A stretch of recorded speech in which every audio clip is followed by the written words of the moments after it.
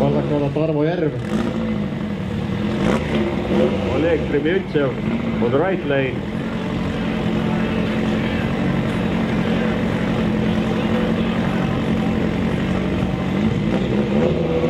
No vaatame nüüd, kas lõpuks on saadud Tarmo Järve kompikas normaalselt sõitma ja tööle. Muidu ainult stardihetked olid, aga siis oli ka kõik. Nüüd küll öeldi, et talvega on midagi muutunud ja leiti nii-öelda viga üles, et saaks kaugemale sõidetud. Start ja sõu oli muidu hea, aga siis ka see lõppes. Aga nüüd vaatame. Meie lõunavaabrid ka tublid. Teevad siin sõitnud selle autoga vist teine aasta vähemalt.